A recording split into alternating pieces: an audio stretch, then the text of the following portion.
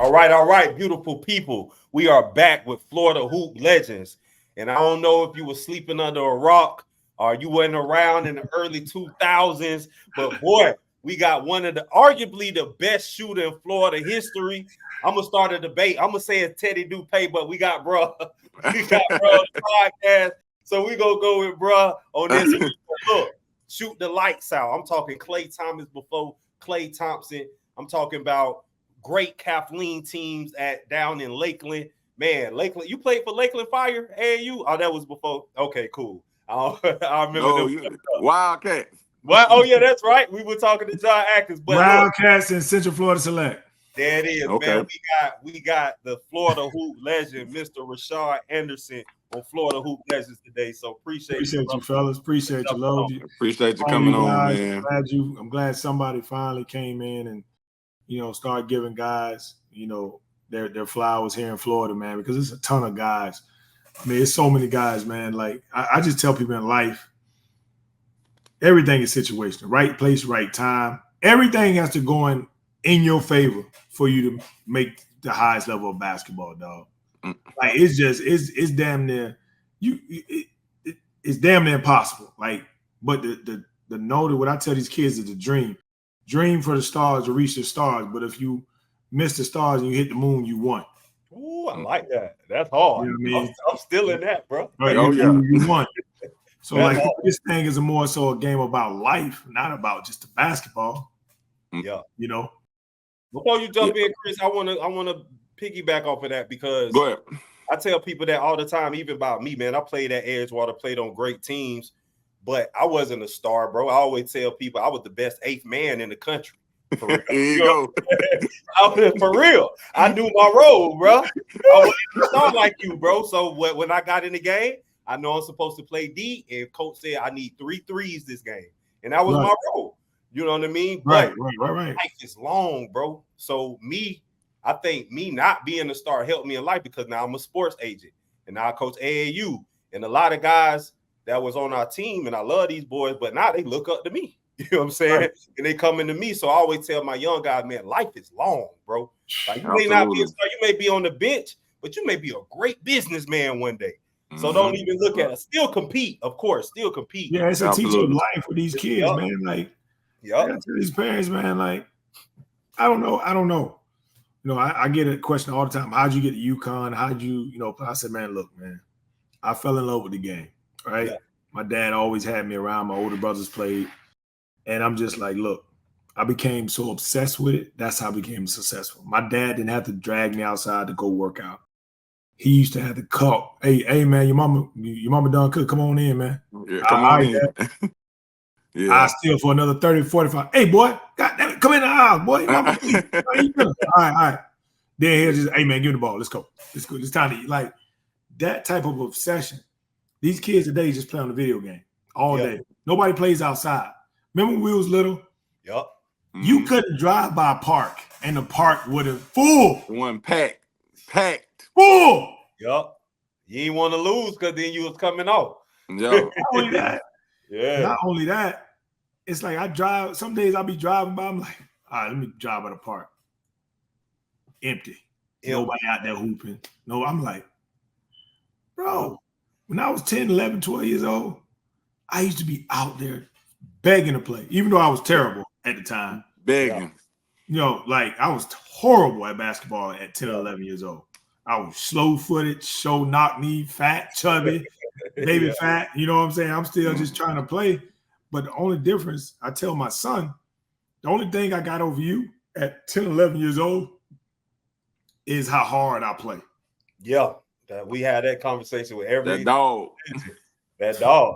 We were just talking about that with Darius. His son's 6'4", and I was like, D-Watch, your son way more skilled than you, but he don't got that dog like D-Watch had. You know what I'm saying? Like, it's a different generation because of the fact that when we was little, I remember like yesterday. I used to get up Saturday morning, get on my bike in the summertime, or even during school. Man, I get up if I ain't got no extracurricular activity.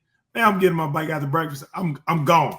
I'm on the other side of Bartow, down there in Lake Wales, on ride my bike. Yeah. Come home for lunch about 2 or 3 hours later, I'm right back outside. I done had a couple dust ups with a couple of my friends. Now we back playing again. So our experiences are different.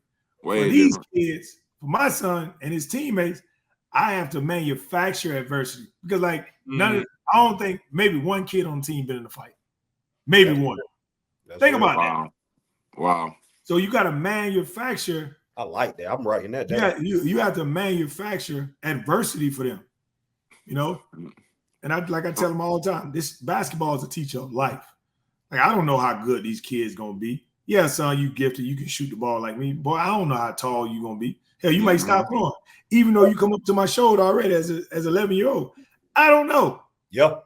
But I gotta make sure you can, number one, you stand on your merits. You ain't gonna be no pushover. You ain't gonna let nobody walk over you. And you gotta learn to meet, you gotta learn how to talk and greet with people and be in the mix. You can't be quiet, son. You can't let nobody talk over you. You know, speak up for yourself. You know what I mean? That's the biggest thing. These kids. I know everybody I want this, I want that. Man, look, 1% of the world plays at the NBA, in the NBA, let alone overseas. Right. It's hard to get overseas. Yeah. So I think a lot of these parents don't understand it's a process. They want it they want it now. I want now. Look, just keep better. Just let your kid keep better. Yep. Okay. So yeah, we got to dig into pause, but nigga talking about your origin. Yeah, your origin, man. You mentioned you had older brothers, like, so how many siblings do you have? It's like 5 of us. It's like 5 of us. Okay. I had an older brother. He played at Texas Pan American. I had another brother who played at UCF. Oh, dope. Oh, yeah. Okay. And so, like, being around them. Is all boys? No, I got a sister too. Okay. Yeah, I got a sister too. So it's like being around them, you know, they beat me up, rough house. I'm talking about rough house, because I was a little short, fat cornball, man. I was, slew-footed, always slow. Sure, man, we'll fight. Yeah. Shut up, dude. It's tough. You know what I mean? So it's like, okay. So to answer your question, so I started playing organized around like 10 or 11. It was terrible. Okay. Horrible. Couldn't walk and chew bubble gum.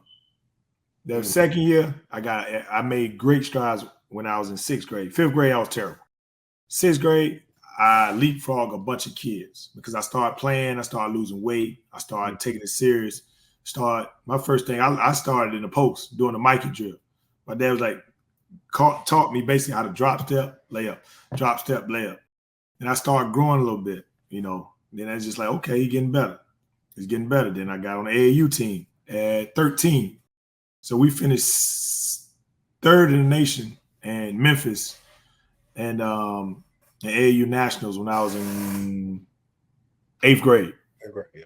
We lost to team at Georgia All-Stars, but Southern California, they won it, man. They had cats. I was just like, you couldn't tell me. None of them cats played. I don't think none of them cats on that team went to school to play basketball. Wow. Major basketball. But you couldn't tell me they wasn't because they had a dude just drop step dunking. I'm like, yeah, 8th grade? Yeah, I'm like, what's this dude? I ain't never seen no crap like that. Yeah. I'm in awe. You know what I mean? Yeah. But as I keep going, we lose. The next year we come back. My 9th grade year. So I'm totally biased to any of this stuff. You know what I mean?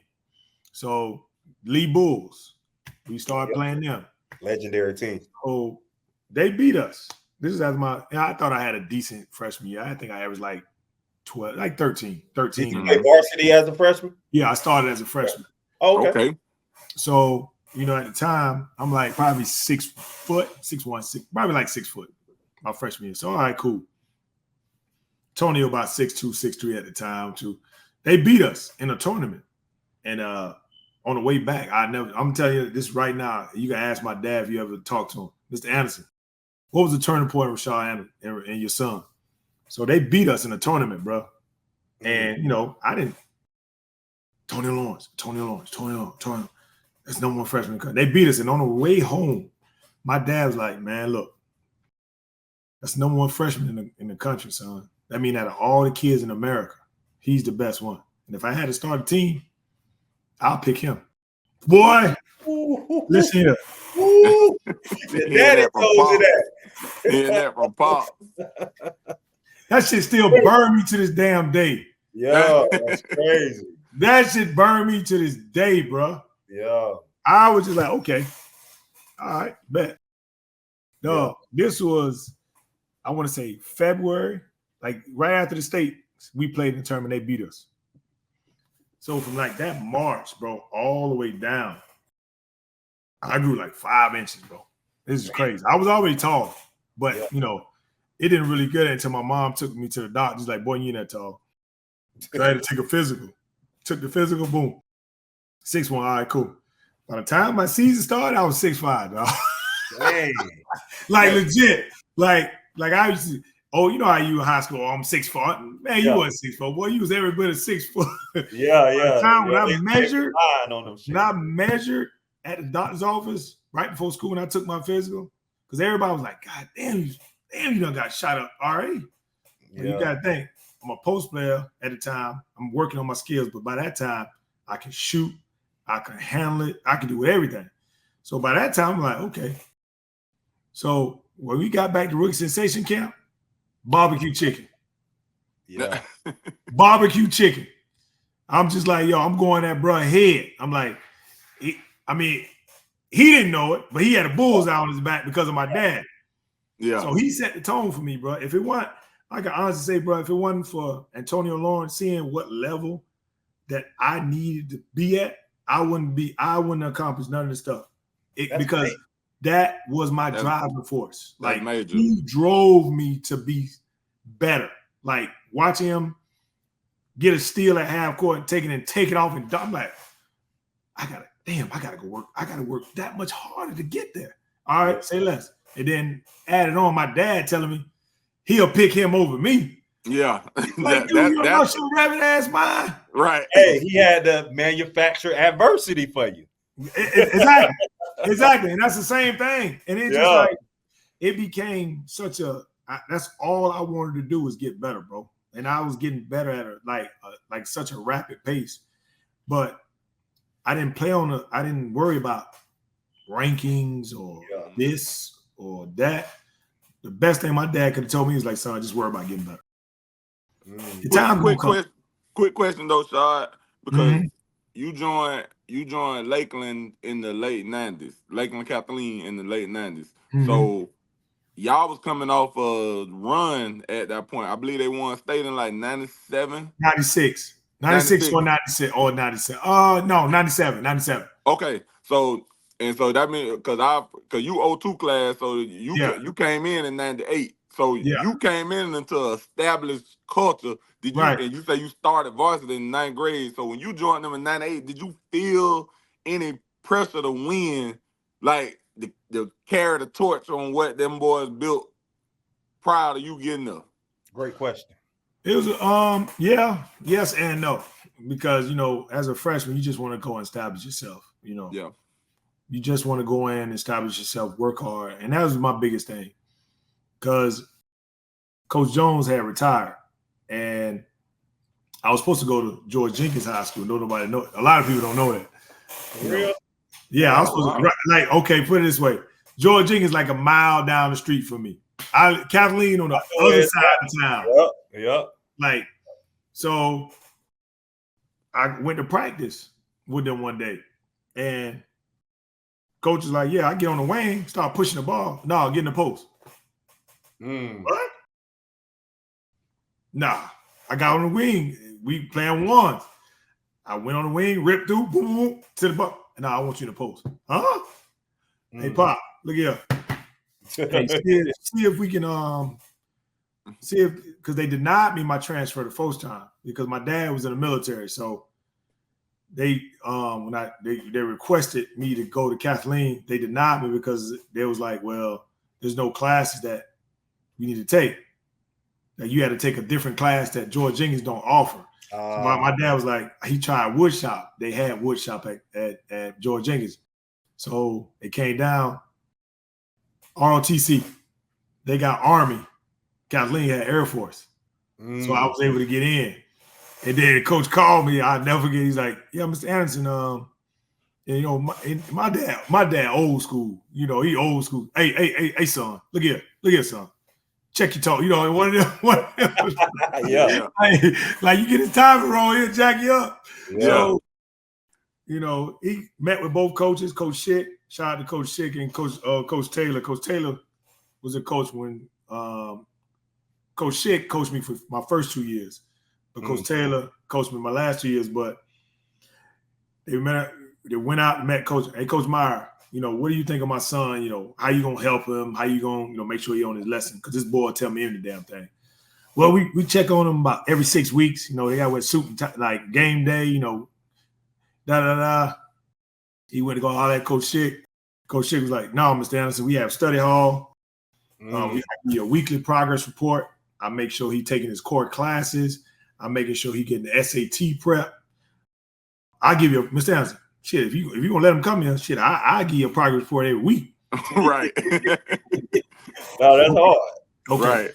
All right. We're gonna get this work. Well, they denied me the first time. How we gonna went there, play on minds? Hey, you gotta take ROTC. Cool. Man, when I tell you that's like one of the best decisions I ever made in my life, bro, is going there. Did you always want to go to Kathleen Jenkins? That was like a childhood. Nah, because they ain't had no tradition. I think all my friends went to school at Kathleen who played ball. Everybody in Lakeland, if you played basketball, you went to Kathleen. You played football, you went to Lakeland. Yeah. It is what it is. Yeah. So it was more so like I seen my homeboy TJ. Shout out to my boy TJ. So going there, it really wasn't no pressure. I was just like basically trying to establish myself by saying, look, I'm coming here, I'm starting. You know, you got guys like, man, I'm starting. You got other seniors. Boy, you trash. So was you like a middle school phenom in the city? Like everybody knew, like, damn. They knew I was nice. Yeah. I don't think people knew it. You got to think, it wasn't no social media. Wasn't no nothing. My biggest thing was getting better. Ain't no hype. Ain't no nothing. Forget all that hype and all that bullshit that these kids want. They want all this. Man, look, continue focus on getting better. That was my only thing. I don't mean to cut you off, but I asked you that because I remember just seeing it with Darius. When we was in middle school, Darius was already kind of like a phenom. So when he came into Edgewater in 9th grade and started, like it was already kind of like a given. But it was some pushback, like from Victor Brown, and rest in peace, Victor Brown. Right. Reggie Ford and them guys. So I was asking that to see, was it that still, you know, kind of that same situation? No, I didn't. My mentality, I just didn't give a shit. Yeah, that's real. That's real. All this. Oh, I'm this. I'm that. Show me. Me. Yeah. The ball don't lie, the film don't lie. Either you can score or you can't. Yeah. It is what it is. Like I'm not one of these guys be all that talking. Nah, man, look, man. Proof's in the pudding, dog. Like either you can play or you can't. It's simple as that. The game gonna show if you've been working on your game or if you haven't been working. You know, it is what it is. You can't cheat this game. I think a lot of parents think that they can cheat their way through this game. Can't. That's real. You can't. So my biggest thing was when I got there, establish myself and be like, okay, I got to get better. I ain't strong enough. Okay, cool.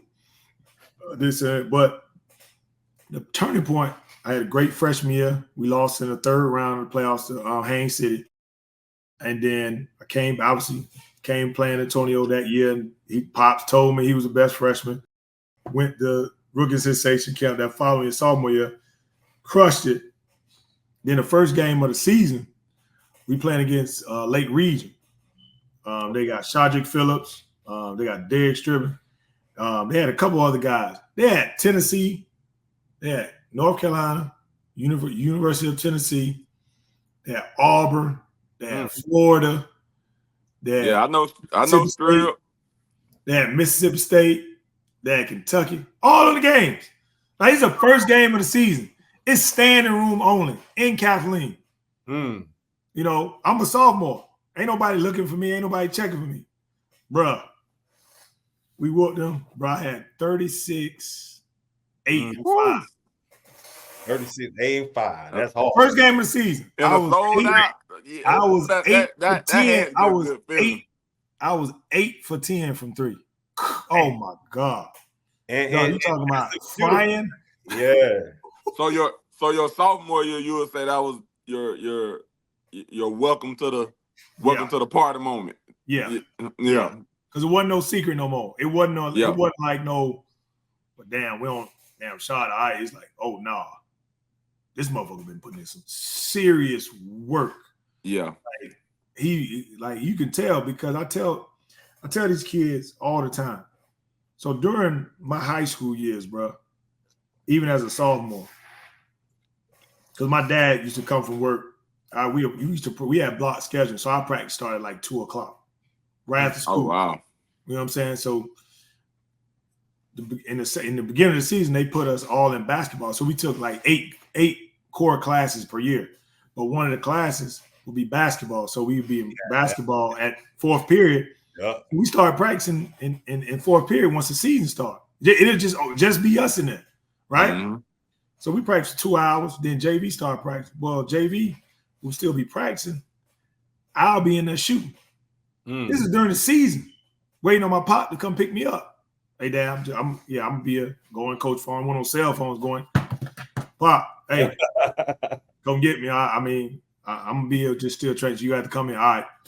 I'll be in there still working on my one dribble, 2 dribble pull up, and just mastering it.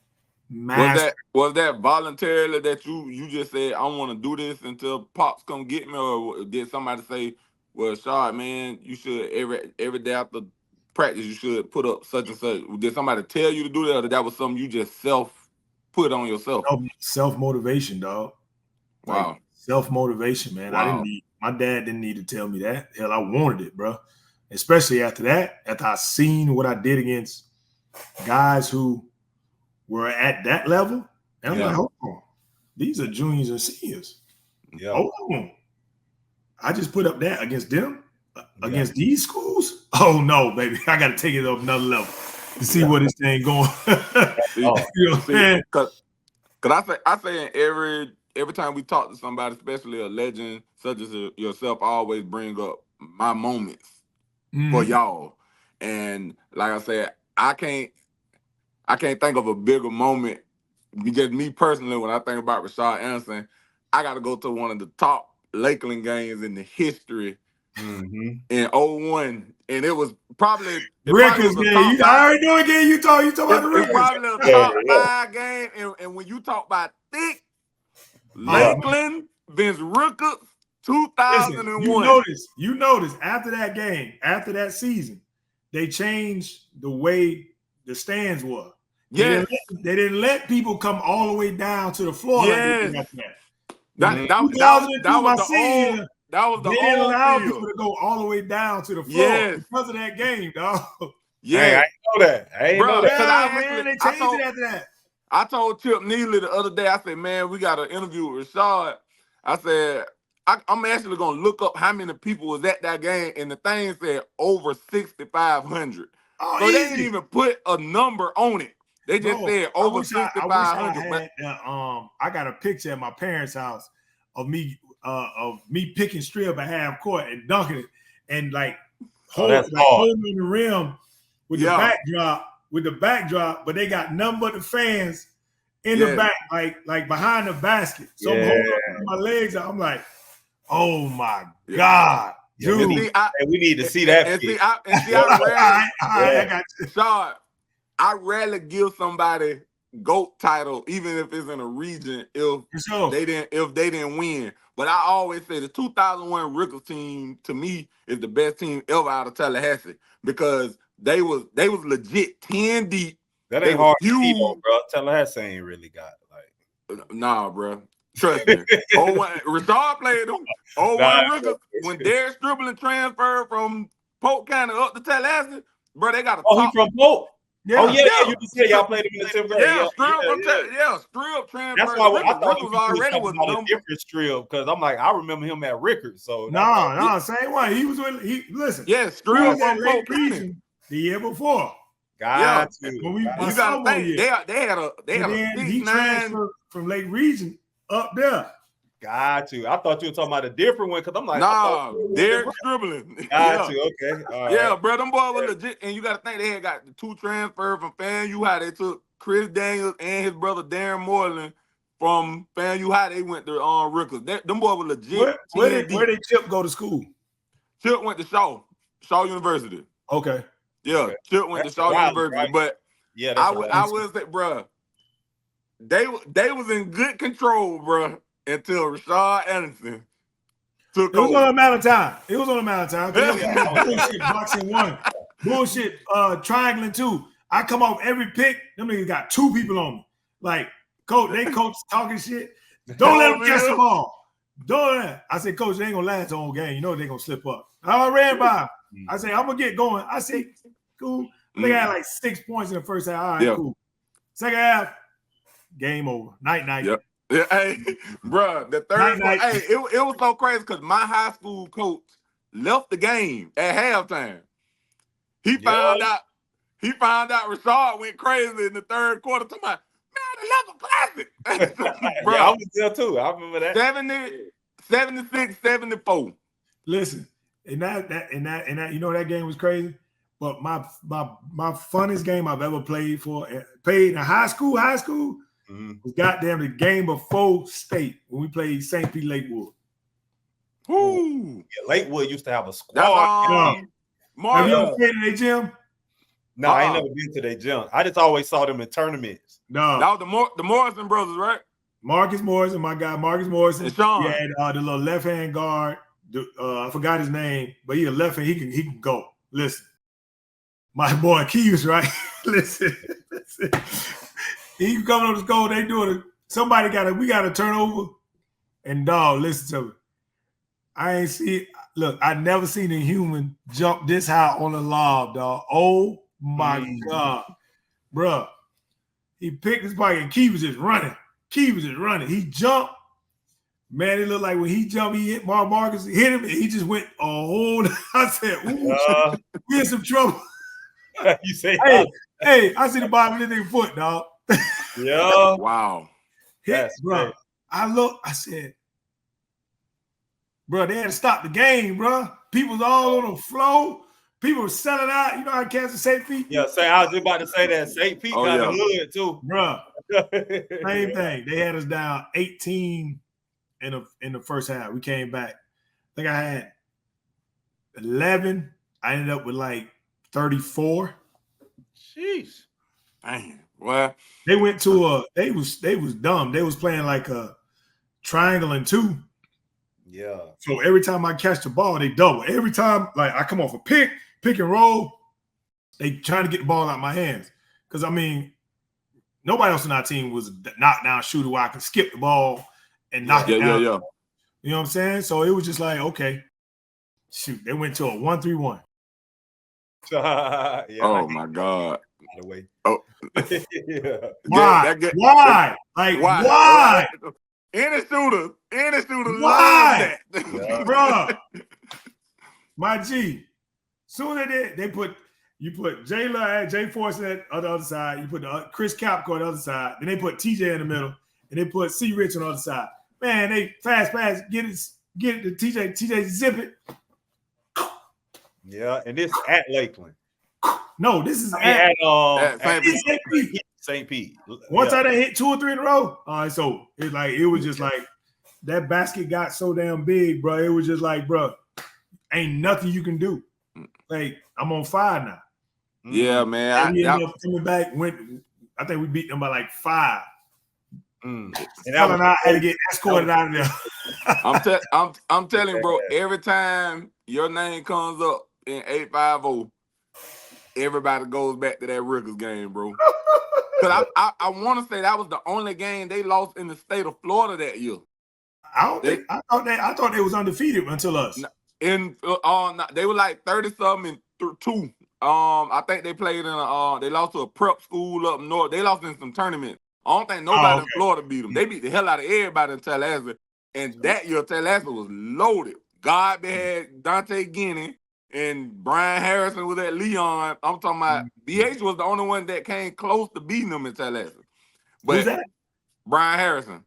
He played at Leon. But yeah, bro, y'all be the legendary squad. Because everybody knew it was going to come down to Latham, Kathleen, and Ricketts.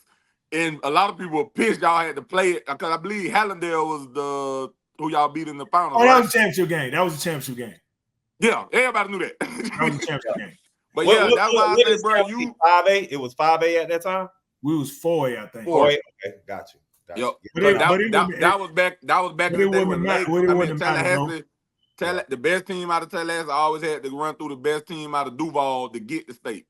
Because Rickers always had to beat somebody like they met Reebok them in the playoffs and all that before. But whoever won the Tallahassee Duval game always went to state. That was how it went. Like, dude, like I tell people, like I hate the rules they got now for these kids, man, because it's too soft. Yeah. Like, everybody got to get a participation trophy. Hell no. If you don't earn it, you don't get shit. Yeah. What the hell is this? Yeah. Hell no. You could choke in the district championship or in the district tournament now and still get to the playoff based off your regular season. Because you remember back in the day, you could go undefeated in the season, but if you lost before the district championship, you didn't make the playoff. They don't care what. That's how it should be. Yeah. The district, the first round in the district, because if you had a good record, you had that first round bye or whatever. Yep. But if you lost in the semifinals, you could have been 32-0. If you lost, you did not go to the playoff. Yeah, I knew that. What's crazy is when my brother, when my oldest brother was in high school, like, because you gotta remember, back then you had Bartow, Lake Wells, Kathleen, Mulberry, Lakeland, Lake Gibson, Haines City, Auburndale, St. Like you had like 10 people. Y'all got a lot of schools. Yeah, they ain't have this many schools back then in each city now. Like back then, you had like 10 people, 10 high schools in the same district. Only one is going out of that district to go to state. That's crazy. Yeah. You got to win your district to move on to the playoffs. Yeah. That's how tough that shit was. So it was like you couldn't have no night, wasn't no nights off. Now these kids is like, well, we know we're gonna get an automatic bye. So the district tournament used to be nervous going into this tournament because it was win or go home. And now it ain't no pressure. Like if you didn't beat a certain amount of teams and you see you ranked, you guaranteed to go to the playoff. I ain't know that. That's how they did them days. Yeah, them days. Like now you can get sometimes three Olympia, Oak Ridge, and somebody else. They be sending 3 teams out their district to playoff. Yeah, because it's based on strength of schedule. Okay. I didn't know that. Yeah, that didn't matter back in the day. If you didn't make it, because how it was back in the day, if you won the district tournament, you played home. If you lost in the championship, you went on the road. That's how it was when we was in school. So, it was pressure. Now, it ain't no pressure in the district championship. Like, if you have a good season, you still could have a home playoff game, first round of the playoff, even if you got your ass whooped in the district. That's crazy. That's crazy. It's crazy. I think the only time, but to piggyback on that, so we beat St. Pete Lakewood 2 years in a row. All 3 years, bro, I had to play them in St. Pete. Dang. Yeah. Hooters tournament. Y'all won that Hooters tournament. Yeah. I think we won in double overtime. I think I had 44. Jeez. What's the most you ever dropped in the game in high school? I'm finna say that. What I'm finna ask. What's the most? What is your greatest game? I think it had to be City of Palms. I don't know. My dad know. I'll get it. I think I had against Tabor Academy. I think I had like 9 threes or something like this. 9 or Coach Taylor cussed me out bad in the locker room, dog. And he pissed me off, dog. And I just went on a tear, bro. Like, you think I need you? Because I think we went out or something the night before a game. Yeah, as you should. In high school, we used to do some wild stuff. So I tell you this day, boy, if we'd had social media back when I was playing ball, my dad would have killed me. My dad and mama would have killed me. Yeah. But I ain't no telling what I'd have been into because we were so much advanced for our age and more grown, like we was more mature. So I'm like, boy, man, David Velma would have killed me, boy. I'd have had Instagram because I'd have said something crazy or done posted something man, listen. Thank God I grew up in this era. Hey, I say that all the time. Pros and cons, because especially like when you're on a good basketball team and you're a star, the women and stuff that would have came with that in the followers, that would have been cool. I'm gonna get to that when I get to college, there, y'all. Yeah. So I always say the early 2000s, in my opinion, is the golden era of Florida high school basketball because I just believe it was so many stars in every region back then. You know, you had stars way in Pensacola, all the way down to Miami, and I just do you think the same? Like, do you remember how tough the early 2000s was because everybody, like every county had superstars, bro? I tell that to everybody. It's like, and it sucks, right? It's a gift and a curse, right? Because we all got people we looked up to growing up as kids. Yeah. And you're like, man, why he in the NBA? Why the hell he nice and ain't going nowhere? You know, my dad used to always say, son, you can have all the skills in the world, son. But if you're unruly, can't nobody tell you shit. You don't want to listen. You ain't got no discipline. Ain't nobody gonna waste their time with you, son, if you can't listen. That's real. Like, look at all these guys around. Like, I can walk into any hood in America. It is what it is. Any hood in Florida, there's at least 5 or 6 people I can walk up to, man, who's the best player that ever come out of here who didn't make it? They'll have it. They're like, man, that boy had ungodly talent, but he didn't work hard, or he wanted to follow the crowd. Yep. You know, and that's a sad thing. I never wanted to be that. I never wanted to be that guy. Like, you had all the talent in the world, but you ain't give it your all.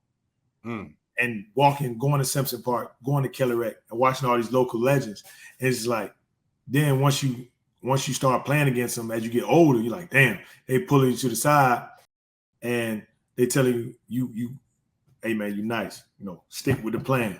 Like, I've been watching you since you've been 8th grade. Stick with the plan. Don't make the same mistakes I did. Or me and my boys will be at a party and we'll pull up in the project. Hey man, get your motherfucking ass out. What y'all doing up there? Yeah. Like, man, get out of here, bro. Nah. Like, go. No, you can't be here. Out.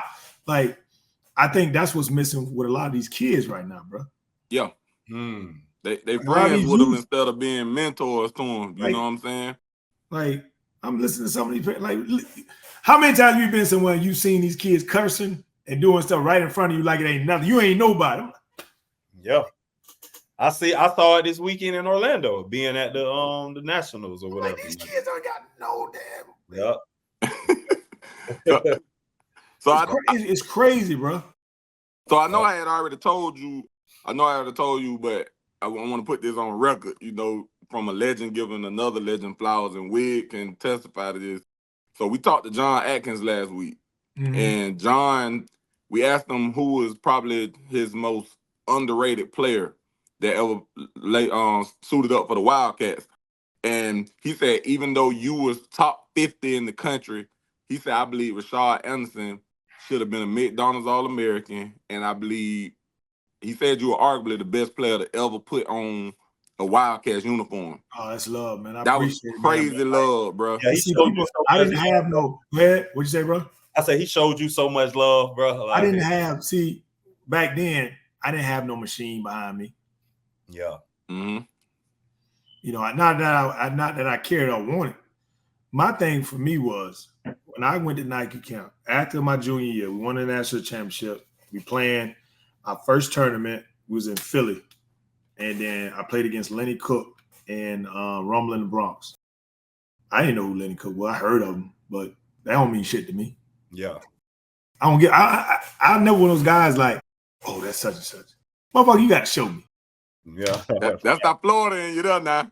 He bust my ass, you bust my ass. He came out cooking in the beginning. All right, cool. He gave me a quick $5-6. Okay, we trading baskets at this point. I'm going there. I'm like, yo, run full flat. You know, it's AAU. Hey, coach, hey, clear out. Come pick a roll. Mm-hmm. All right. So it's back. We're going back and forth. And all of a sudden, he get tired. Yeah. Game over. Work time. I'm talking cash shit. I'm selling. As D watch. Next time you ask is that what did Rashad do to Lenny Cook up in running the ball? Yeah. I'm cooking him and I'm going downstairs. I ain't gonna repeat what I said on the camera. It's all Lenny Cook. Who? This guy? This guy's the number 1 player in the country. That's hard. That's hard. Y'all don't cut this crap out. Yeah. So I'm like, this guy. Yeah. But people like, I don't know. Man, who the little skinny motherfucker with a big old head, man? That motherfucker shoot. Yeah. That gave you like national attention during that period, like going to that. I mean, that was before Nike camp. So okay. I wish I could bring it up if I could ever find it. So I'm coming to Nike camp. Before I got to Nike, I had Florida State, USF, Miami, and I think Auburn was in the picture. Right? First game of Nike camp, we played against JJ Redick. I think me and my guy Evan Burns on the same from Cali. He was a McDonald's class too. Yeah. Evan Burns went to UCLA. I gave Redick like 44. This is no bullshit. Like, this is no bullshit. Like, bro. Like, I didn't know. I know who I've heard of these guys, but I didn't, because he played for Boo Williams, all these guys. Boo Williams, yep. All these guys, man, look, I'm just here to get better. And if you say you got a name, I'm coming at your head. So, like, after that game, bro, I had every school in America, bro. Like, if you ask my dad, like, because Auburn was in the picture. Coach Charlie Young, I think he had Missouri. I think he's Missouri head coach, associate head coach. Okay. Charlie Young, he was at coaching Georgia. He coached at Georgia Southern for a little minute. Okay. And he was assistant coach at Auburn. And he said, man, Mr. Anderson, man, can we get back? Can we stay in the picture, man? He said, man, what going on? He said, man, after he hit like 7 or 8 threes, man, the big boys just all Krzyzewski, Calhoun, all the big boys just start coming over there, sitting down, watching the damn game. Like, how can we get back in the picture? What's going on? Like, after that game, bro, it was like every other day, bro. I mean, you name a coach, they called the crib, man. That's major, bro. Like, that right there, bro, was like, is just gifted to the point. And mind you now, I worked out. I went in before this. I went and worked out at Billy Donovan camp. Gotcha. And I wanted to go to Florida. Like, I wanted to go to Florida, bro. Yeah. Like, if he would have offered me right then, I would have been at Florida. What year was this? What year? Going into my senior year. This is summertime. So this 01 in the summer. Yeah, 01 in the summer. Gotcha. You know, I'm going through Teddy, my guy. Teddy's my, he's there working me out, doing all this shit. He's like, dude, I know I can shoot. You can shoot your ass off, bro. Yeah. So I'm there for like 3 or 4 days. Train in the morning, come back in the evening. Train in the morning, come back in the evening and play. Train in the morning, come back in the evening and play.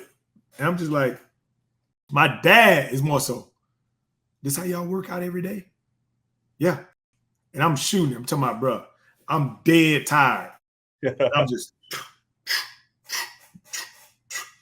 So we go back in, and Coach Donovan tells me, my dad's like, yeah, we don't have enough scholarships left. He's like, okay. So my dad go do this. So Billy, I want you to level with me. What level you think he's on?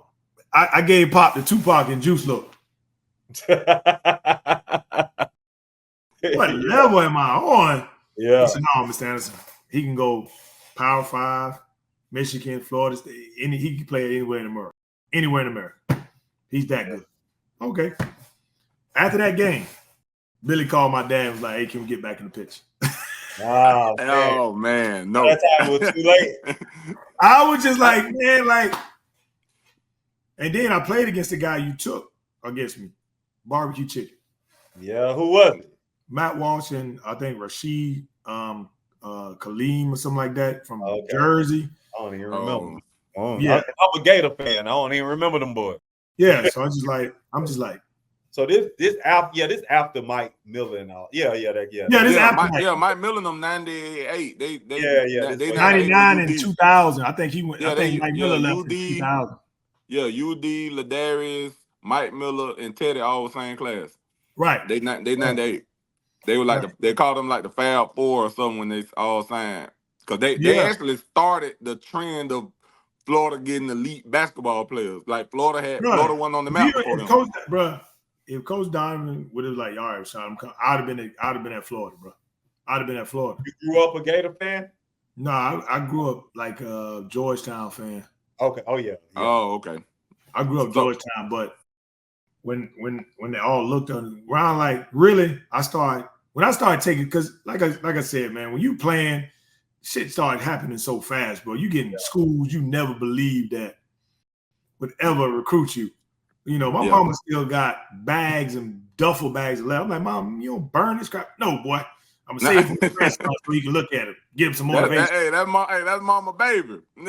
So I'm just like, some days I read through all this stuff. I'm just like, damn, like all this mail, like daily bags. Yeah. You know, it wasn't on social media. They can only call so much. Hey, Rashad, I want to see you go here. I want to see you go there. Then I started looking at schools in my position, like, who would I be best fit for? What type of style do they play? Then I started looking at Connecticut. You know, I started looking at Syracuse. I started looking at Florida. Like, I started looking at Texas. I started looking at Alabama. You know, all these other schools. I'm like, damn. All right. When I got to Connecticut, it was just like when I went on my visit to Connecticut, was my worst boring as hell visit. Horrible. I ain't gonna say the schools I visited, but look, let's just say this. Some of the schools I visited, everybody on the team had whips, trucks, every damn thing. I'm like, man, I go to Connecticut. My man Talik Brown, TB. My boy got a Beretta out that joker riding around. Come on, man. I said, what's up? Yeah. What you mean? What is it like, man? There ain't nothing going on here, bro. Man, it was like, I tell people, even though it happened the way it happened, that was one of the best decisions I've made in my life going there, bro. Hold on, let's cap your high school before we get to the actual Connecticut moment. Okay. Cause we actually got the reason why you're a legend, bro. Do you realize you won over 100 games at Kathleen? I don't think I missed. I don't think we. Bro, your record was 106 and 24 in 4 years. That's crazy. That's 6 games a year, bro. Yeah, that's crazy. So to the Connecticut moment. So who was your top 3, top 5 when it came down to you getting ready to choose? Tennessee, Alabama, okay. Tennessee, Alabama, Florida, UConn, Texas. Got you. That was good. Yeah, that's big time. Yeah, because TJ Ford was at Texas at the time. Ooh, you had some good choices. Hey, Florida I would have moved my man Mouton out of there. He was too light in the ass. Byron Mouton. Yeah, I remember him. I'm looking like 6'2". Man, I'm looking because back then I don't know if kids do it now, but back then when you go on a visit, man, I'm trying to play. I want to see. I'm trying to hoop. Like ain't no talk. No, you playing pickup. Let me try to hoop. Man.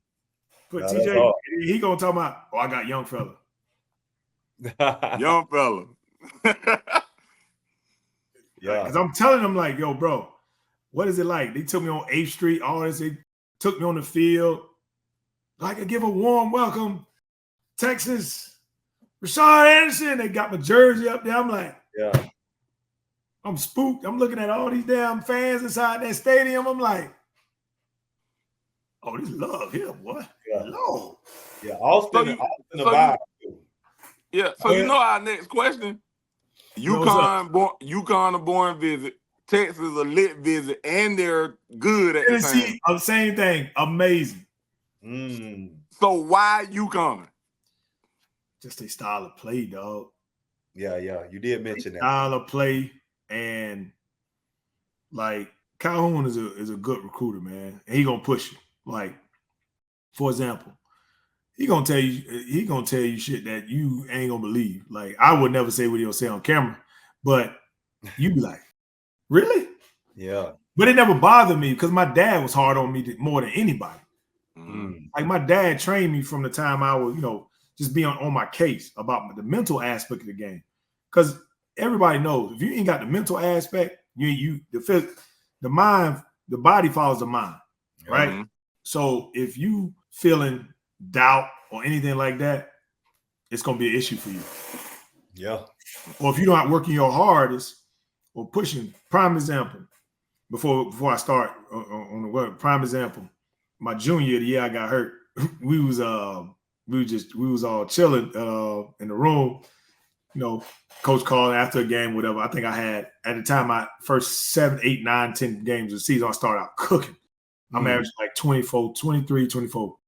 And then I have a stretch of, 3 or 4 games where I 13, 14. It's right before December.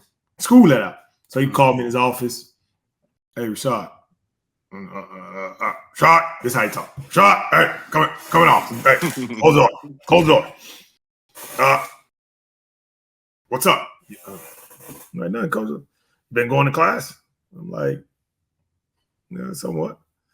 Well, I'll tell you what, if you don't fucking pick it up, your ass fucking coming back. I'm tired of hearing GMs and shit calling about you, and you fucking stinking it up the last 3, 4 games.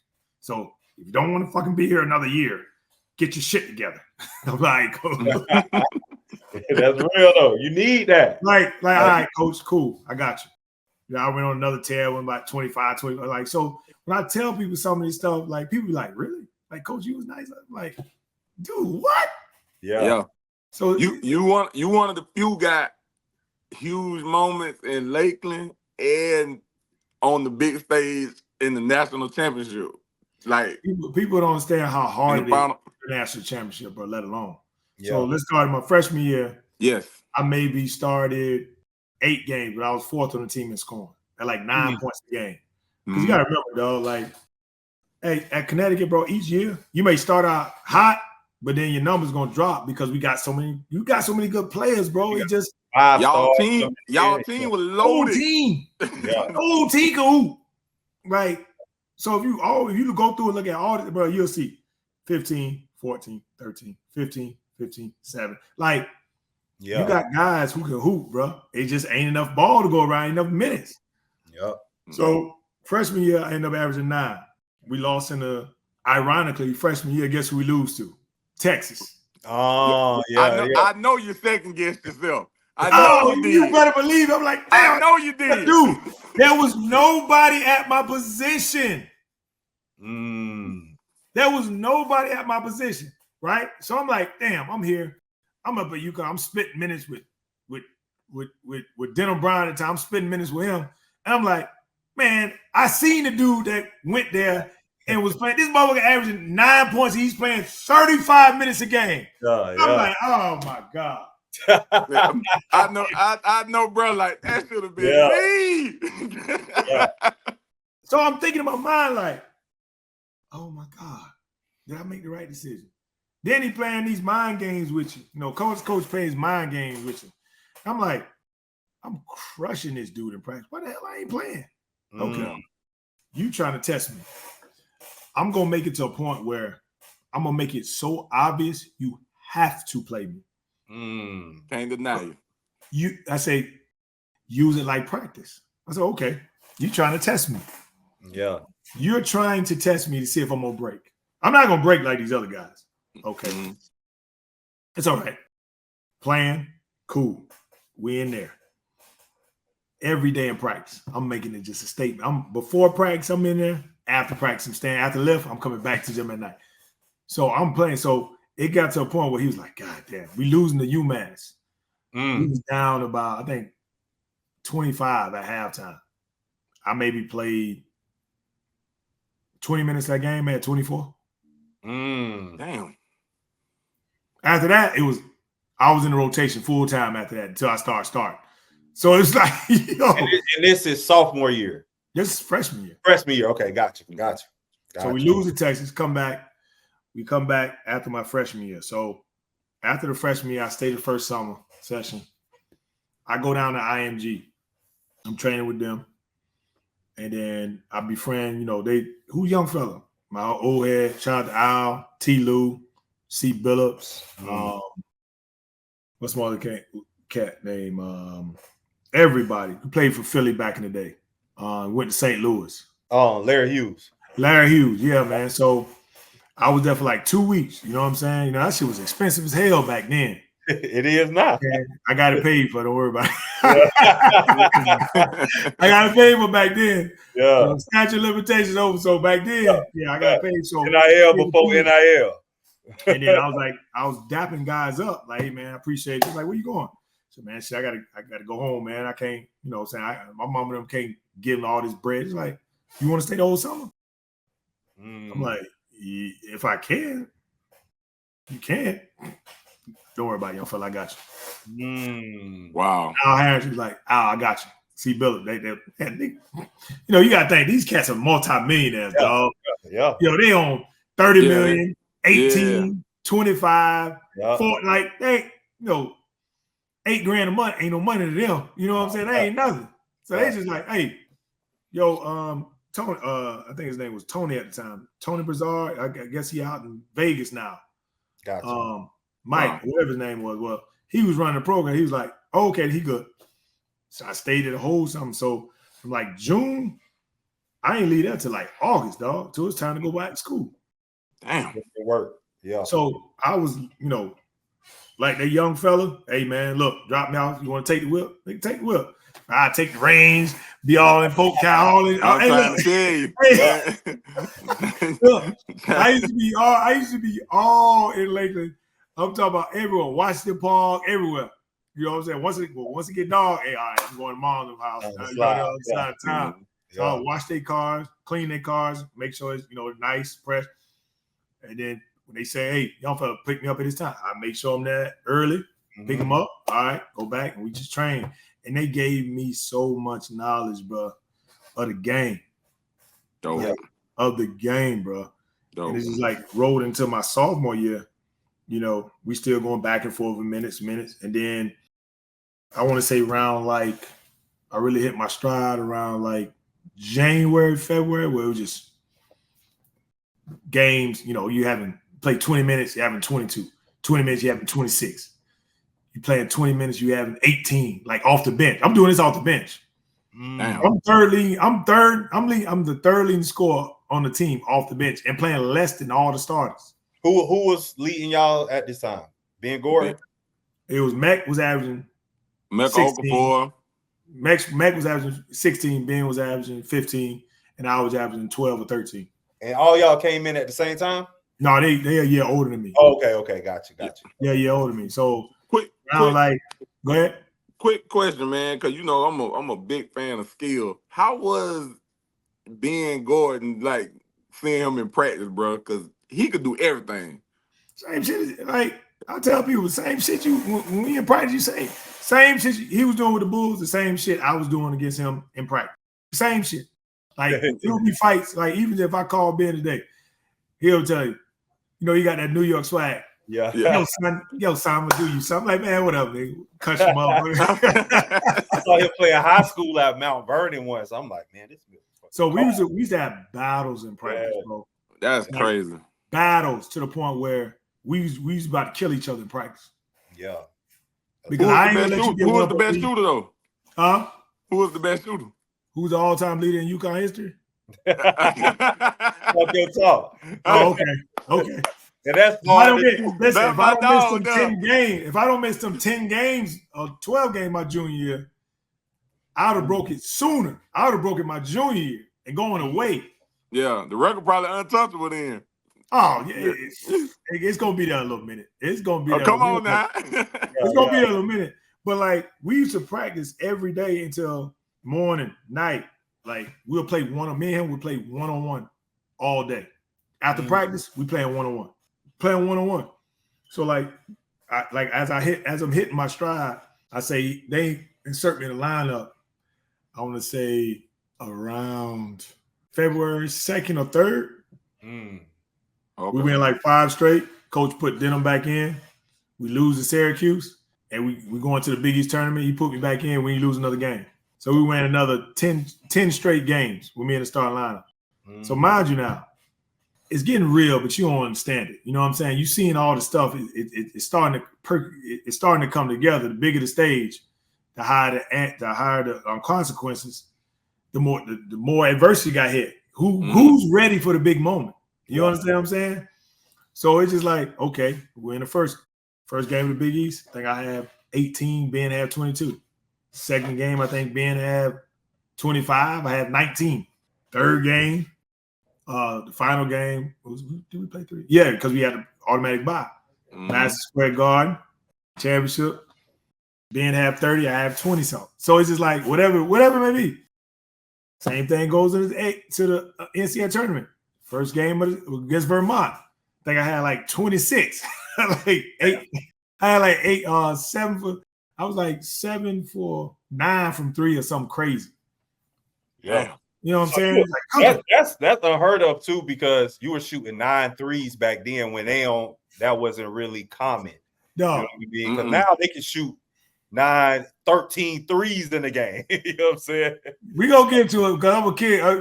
It's gonna drive you insane when you hear this shit. So let's talk about it. I'm listening. So we doing this. Next game we play DePaul. I think I had like 14, 15, whatever it may be. Sweet 16, we played Vanderbilt. I think I had like 16, 17. Elite 8. Me and Ben combined for 36, 64 points. Shit. And Elite 8 too. I had 22 in the first half, dog. All threes. Like 28 and 36, dog. I looked on the stat sheet the other day, bro. I was like, damn, I was pulling. Oh yeah, dude. I was 10 for 21. Ben was 11 for 22. Yeah. Yeah. Yo, ain't nobody shoot. Look, wasn't nobody else pulling but me and him. But we was cooking. Yeah. So it was like all the practice, all the preparation, all the long hours. You don't know when it all gonna come together. And that's why I try to tell these parents, like, look, if you keep working, eventually you're gonna see your results. It's gonna happen. Yep. You just gotta believe in yourself and keep working. So, like that whole year, talking about freshman year, working up the IMG in the summer, going to season, lifting, and then playing one-on-one with Ben every day in practice, getting after shots, extra shots, and then you arrive at the moment. It's just instinctively, it just happened, and you like, man, he is cooking. Like, ain't nothing you can do. Yeah, ain't nothing you can do. Even in the semifinal game, we down to Duke with. Oh, that broke my heart. Oh yeah, I know it. It's a 5-2. You know I'm a Duke. Yeah, you see it. Oh, that broke my heart, bro. Yeah, you see it. That shit. That Duke team was loaded. Who Duke had that year? Chris Duhon, Sheldon Williams, JJ, Daniel Ewing. Oh, I remember Daniel. Luol Dane, Shalvick Randolph, yes. Who else they had? Goddamn. What's my man from Chicago? Point guard. Dockery. Sean Dockery. Man, they was just like us, bro. Dockery was cold too. Duke, he shouldn't have went to Duke. Duke turned him into a point guard instead of letting him be. I can go down a list of guys who didn't go to the right school. Yeah, Duke ruined him, bro. That boy was a bucket, and they tried to turn him into Chris Duhon, bro. He should have went to Florida, like I told him. He should have went to Florida, or he should have went Maryland with Coach Williams, because they would have let him go. Yeah. Think about the point guards who come out of Maryland. Right after Juan, and he would have been right after Juan and Steve Blake. Ooh. It have gave him the pill and be like, yo, go do it. Yeah. So we was down, I think 11. We was down 11 with 2.5 minutes to go. Come here, I got to have you. No. People don't realize it. I hit 3 threes. 3 in that 2.5 minutes span. I'm about to go rewatch the game today. The bro, first I'm so Florida, bro. Like no, when I see the first Florida one people was doing well, I celebrate them. But listen. The I first hated one was when I Rashad. I came was up, like, bitch, not getting went my through. team, nigga. I remember every sequence during that time, bro. Oh, I got the first one they put on swung. Oh, I sized JJ up. Oh, come here. Oh, your hand down, man down. Oh, bucket. Hand down on the flip. We got to steal. I put the hand up, man. Just throw it up. It's going in. Set my feet. Barbecue chicken. I got a picture in Sports Illustrated of that shot in the corner to cut it to 2. Yeah. And it's like a whole spread. I'm gonna put that when I build my new house in my man cave. I'm putting that picture on the wall. I'm gonna blow it up big on the wall in my man cave, dog. That's hard. That's hard. I got to have that, man. I saved it. I was like, yo, I got you got other games you could use, bro. You ain't Chris, how the hell you become a Duke fan in Florida though, bro? back you gotta think when we grew up, everybody was North Carolina or Duke fans. Like you either I didn't because nobody from Florida, you gotta think. I'm born in '84. So when Duke took off, like my daddy loved UNLV. Like my daddy used to be like, my daddy loved UNLV. But running Rebels. But you gotta think in the early 90s, like, Florida State had like Bob Zurl and Sam Cassell and them, but Florida didn't really have a big history in basketball. Like Florida, Miami, and the Gators, it wasn't no championships with them. But at all. And you gotta think, so in the early 90s, Duke was winning. And I saw Grant Hill, bitch, that's my guy. So I'm a kid, bro. Like, I'm 8, 9 years old. I see Grant Hill. Like, Christian Laettner and Bobby Hurley and them were cool, but Grant Hill, I was like, I want to be like him.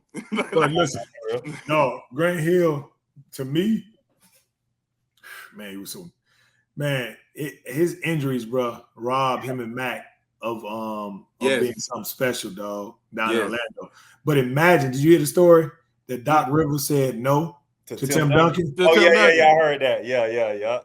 Yeah, T-Mac still be talking about that shit. That is like that still is the crazy. Like, bro, Tim Duncan at the time was the best outside of Shaq. It was Shaq and him in the post. Yeah, like you get Tim Duncan and you got T-Mac and Grant Hill together. Bro, they gonna get at least 1 or 2. They gonna get at least 2. Yeah. They gonna get at least 2, dog. You gotta think Tim Duncan beat Shaq and Kobe in 03 without an all-star or all-NBA guy. And you put T-Mac and Grant Hill with him? Yeah, dog. Even if Grant Hill hurt with T-Mac, the Magic go to probably 4-5 finals. Easy. Easy. Who in the West? Everybody was in the West. The East was weak. Because you remember the West, you still had KG and them. You remember Amari Stoudemire and the Suns had got crazy good right then. Dirk and them was still there. Like, everybody was still good in the early 2000s. Yeah. Everybody was. Yeah, the West was crazy. That's why, like, everybody, like, the East, you remember that era? Whoever came out the East, they knew they were losing to the West champion. They wasn't nobody in the East was beating Shaq and Kobe. Nah. Nobody in the East was going to beat that. Like, when Detroit beat Shaq and Kobe in 2004, that was probably the most shocking final thing. Because I didn't see that happening. Because I was like, they good in defense, but, bro, they not beating Shaq and Kobe. They did. No. It's just tough, man. Like, people, y'all guys are basketball savants. Y'all love the game, bro. Yeah. Y'all will never do anything to cheat the game. Mm-hmm. So, like, for me, bro, when I tell people, man, these kids, give it your all. Like, just give it your all, bro. Like, give it your all. Because after that, we won it. We beat Duke. We came back. We won. And you know what's crazy, though? I don't think a lot of people picked up on this. So we was up 76. No, we was up 76-72. Chris Duhon, I hit. So Reddick came to the lane. I stripped him. Got the rebound. I got fouled. I made the 2 free throws. That put us up 3. They came down. They got a steal. No, we got the rebound. They fouled Mech. Mech missed the first one. He hit the second one. Now the point spread was covered, 76-72, 4 points. They said at least $1 billion exchanged hands when Chris Duhon hit that three and made it 75 or 75, 76. Sheesh. Yeah, that's crazy. Dang. Yeah. Like, so people who betted on that game, they lost because of that. Yeah. Yeah. They lost because of that. These days with prize picks and stuff, man. People Oh, that would have been sick. Oh, dude. Social media, So after that game, we was like, oh, we owe Georgia Tech because they beat us in the preseason NIT. You know, we knew that like that was over. We knew we smelled blood in the water when we came out, bro. There wasn't no talking. Before the game, bro. Especially after that game, we was like, this size to lose, fellas. Yeah. This size to lose. It wasn't like, bro, we was so locked in that weekend, bro. It was to the point where we was in there. It wasn't no laughing. It wasn't no joking. We in there. You know, they give you your what's the thing called with the basketball the scouting report. They giving us a scouting report. Oh, okay. They giving us a scouting report. We reading through it. Wasn't no laughing. Wasn't no joking. Everybody were taking notes. I'm looking around. Ben looking around. I was like, boy, look. Locked in. We go out to dinner. We eating. Yeah. All right, coach. What time? All right, guys. You know, I understand you want to see family or whatever. Make sure you guys get like Cal. That's one thing about Calhoun. He wasn't stressing us because he treated us like men. He was like, all right, make sure you're in bed. Make sure you get a good night's sleep. Make sure you're good. You rested and you're ready to go. Let's make history tomorrow. All right, man. You gotta think. Hold up. Put us in that moment with you, bro. The night before the championship game, bro. What was you thinking about laying in the bed, bro? Like S550 being on campus when I got back to school. That's funny as hell, bro. Yeah. Straight up. Yeah, straight up. Ready. Nigga, I'm done. Like, nigga, I'm out. You know what I'm saying? I'm out. So like we leave. Like we won. We come back to campus. I already got the dude down there. This was like when the Earth 550s, the new body style came out. This is the 04. Let me get that player. Yeah. The dude at the dealership was like, because I went after the Elite 8 game, I had agents hit me like, yo, what you gonna do, man? You know, they got you, 16 to 25. It's like, what you mean? I'm leaving. I'm tired of school, dude. I'm out of here, bro. You know what I'm saying? Yeah. So we win the national championship. After the game, we fly back. I look at Ben. Ben got arranged. Like a week or two later, he got arranged. Like, yeah. But I was already on at the dealership. Hey, let me get that player. He just gave it to him. Hell, let me know what you think. I didn't sign no papers with it. So after that, we going to do the parade and whatnot. And coach was like, hey, Rashad, hey, I want to talk. What's going on? Coach, man, I'm leaving. Hey, I want you to hear out now. Hey, come and talk to me. I'm like, man, coach, ain't nothing. I'm trying to tell you. Hey, look, man. So he called me back. My pants fly out. We in Coach Calhoun's office. We talking. He like, man, look, if you come back a year, give me a lottery pick, give me preseason All-American. He was just showing me the difference in amount at the time. Because you got to think, back in 04, I think, once you get out of the lottery, you ain't even making $1 million. I think you may be getting 1.1, 1.2 after the lottery. Well, time to change. Oh! Bronny getting $2 million a year. and he picked number 55. Yeah. Bro, it's crazy. But, I'm thinking like, my mindset is like, man, Dad, look, I'll make that on the job training. Like, man, I'm sick of school. Like, I didn't like school. Like, I mean, I loved it, but my mindset is like, man, I'm trying to play with the best players in the world. Yeah. You know what I'm saying? I want to test myself against that. And my mom was like, well, baby,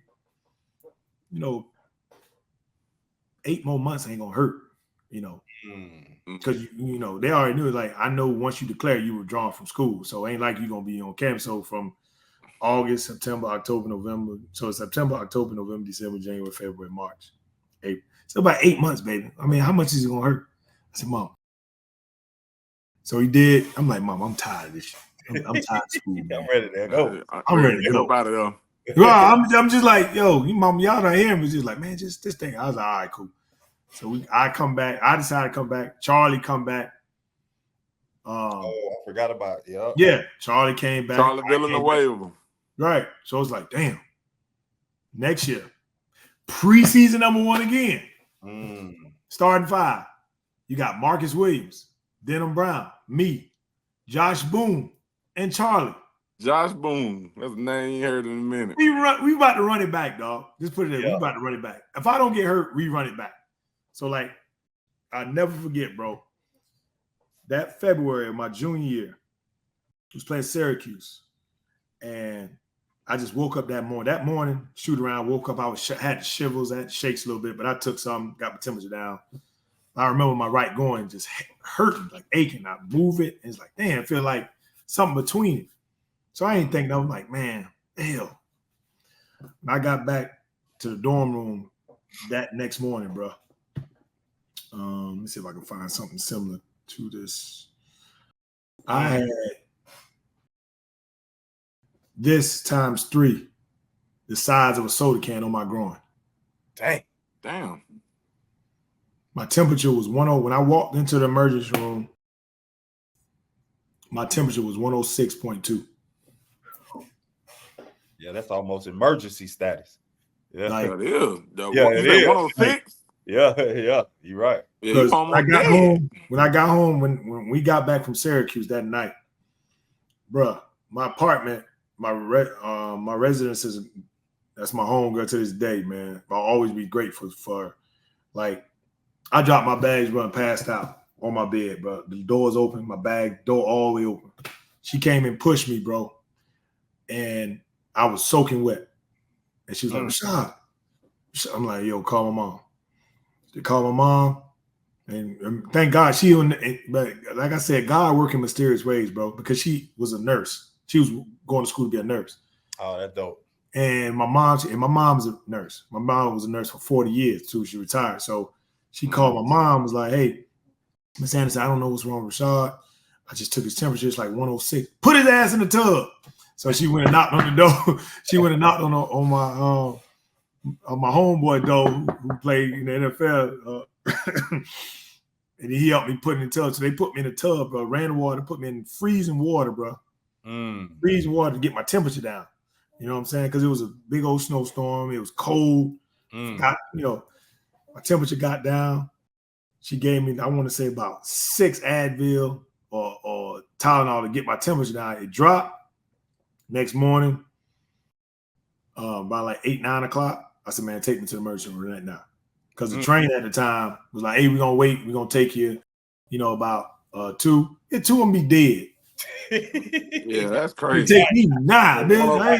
Hey, it take me 9. Yeah. Bruh, got in the emergency room. Only thing I remember, Doc was like, hey, man, I need to see Doc. Rashad, great. And I was like, what's going on? I said, Doc, I need to see you now. Doc came out. He's like, okay, come in this room. He put me in the room. Said, what's wrong? I just dropped. When you lose all shame, but you just want to get better. I just dropped him. He looked back. He said, son, lay down. Prep such and such room right now. Stop what you're doing. Prep such and such room right now. Bruh. I woke up. I was out for 2 days, 2.5 days. Damn. I woke up. I seen my mother. I seen my father. I seen my brother. I seen Coach Calhoun. And I'm like, yo, boy, I feel a lot better, boy. Yeah. All right. See, we got Carolina Sunday. Shoot. We get rolling. They looking like I'm out of it. I don't know how serious it is. I don't know how serious it is. I'm just like going through the motions. Like, man, I got Zeke coming to the game. You got Jerry Cross coming to the game. You playing against UNC. CBS game. I look down my leg, got a big old hole in my leg, just open like that. Ooh. That's when it hit me. That's when the pain hit me. Once I saw it, that's when it registered. That shit hurt thinking about that. Oh, you talking about mentally, bro. And that wasn't even the worst part. The worst part came 2 or 3 days later. Then my internal organs and stuff was shutting down. Like my kidneys was failing. My lungs filled up with like green fluid. They had to give me they gave me the main IV going straight to my heart. They had me one in this arm and one in this arm. I still got, I don't know if you can see it, but I still got like scars from it. Mm-hmm. That's it. You know, I still got scars from those things. So it's like, man, what's going on?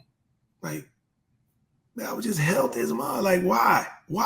Like, why me? You know, I'm asking these questions, but you 21 years old, you think you're about to say you was young too. Yeah. Did you get a cold, you snap right back. You know what I'm saying? Mm-hmm. I'm in these hospitals, and all of a sudden, I'm in the ICU for 2.5 weeks, bro. They pumping all these drugs, these fluids, trying to get me back right, you know, to kill put me in a hyperbaric chamber, sit in water, you know, pump oxygen in this thing. You know, I'm dealing with all this stuff while my legs is open. Now, I went through like 4 surgeries, bro. Damn. They transferred me from Wyndham Hospital to Hartford, the big hospital, and they flew a specialist in from Toronto who deal with these type of infections. Like, he dealt with that. He said, if you was a 55, if you weren't in the type of shape you was in, you'd have been dead. What were you diagnosed with? Flesh-eating bacteria. Staph. Sheesh. Yeah, just a freak, yeah. 1 out of a million people may get, bro, on that day. Yeah. You know, but I tell people, you don't know what's on the other side of that spectrum. Had I left my sophomore year, yeah, you know, ain't no telling. Hey, look, you talking about young, naive, wild boy. Yeah. Country boy. So it's like, I don't know what would be on the other side of that spectrum. And I would never want to trade and find out just to see. Right. You know, because people, after that day, I vowed myself when I left the hospital and they gave me a standing ovation against the Georgetown game. And everybody noticed me, bro. I went from 215, like 5% body fat, ripped, 6'5", 215, ripped, to like 180, dog. 185. Oh, yeah, you were light. That's a lot of weight. Dog. Like, them two different people. And then I ended up coming back, played like 5 games, but that just killed my average because I had a couple zeros, legs was weak, dropped my average. I'm like, man. So, and then after that, when I went back to the hospital, they said I had to get on blood thinners because I wasn't right. I still wasn't right yet. So I couldn't train after the season up until a week before Midnight Madness. I got my clearance, dog. Dang. Because they wanted to make sure my kidneys, my lungs, and everything was working right. But my dumb ass, like, I'm sneaking off, bro, at Kelly Rett. My dad hit me on and said, hey, boy, where you at? I'm at Keith's house. You sure? Yeah, Dad, I'm at Keith's house. All right. 5-10 minutes later, his ass coming walking in the gym. Man, give me the ball. Come on, man. Come on, bro. Give me the ball, bro. I'm like, Dad, I'm all right. Son, you cannot play basketball on blood thinner, son. You can die. You understand? I know it. I know you're hurting, son. I'm hurting right there with you. But damn it, this is that's your parents knowing you. Your dad knew you were lying when you answered the phone. He knew I ain't gonna go in the front yard, even though they got a regulation goal out there. Nice. He know I ain't gonna go out and work out there because it ain't the same. They don't go in the gym. He like, because I know he looked when he came and looked in my room. He like, oh, it's bad. He hit me. Yeah. Hey, I want to ask you this, bro, because with, you know, just to dive a little deeper with mental health so big now. Back then it wasn't. You know what I mean? Just to stop you right there. I'm gonna touch on that. So, bro, I had to get my dad went and got me. That was the first time I ever talked to like a psychiatrist, bro. Because mentally I was messed up, bro. Yeah. You know, messed up. I know for a fact, bro, if I don't get injured, we probably repeat or at least get to the Final Four. Yeah. And I know I'm lottery then. For sure. Yeah. And I'm watching guys in my class get drafted. Bro, you ever play against somebody get picked and you know you better than that person? Yeah. Oh, yeah. Yep. So imagine you sitting up, you can't work out, you can't lift, You can't get your heart rate up. You can't do nothing. You have to just sit there and get your body better. So mind you, I ain't working out from May, June, July, August, September, October. 6 months. That's probably the longest time I went without touching the basketball. A long time. Yeah, that's crazy. Yeah, that's so my mind was going. I was livid, bro. Like my dad used to come in there, hey, bro, just calm down. I used to be in there screaming, like going crazy, bro. Like mentally, not physically, but because I can't wrap my head around my dream going out the window. Yeah. Damn. And I'm this close. That's hard. Yeah.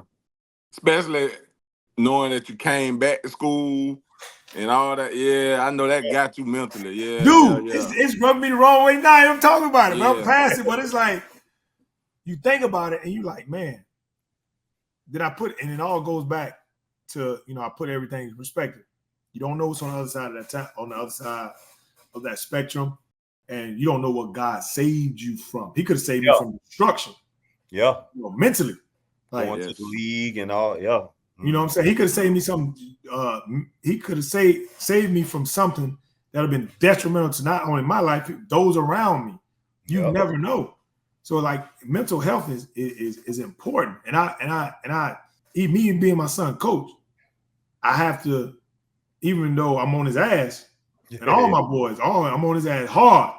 But when we leave the court, hey son, what you think you could have got better? What you think you didn't do? You all right? Yeah, I'm okay. All right, cool.